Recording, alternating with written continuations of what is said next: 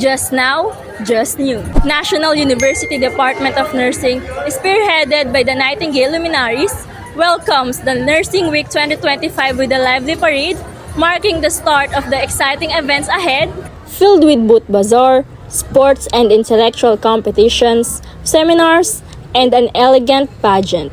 The enthusiastic march showcased the unity, dedication, and spirit of the entire program today, February 5. I am Grace Mangubat of TNTV, reporting live from NU Manila Garden.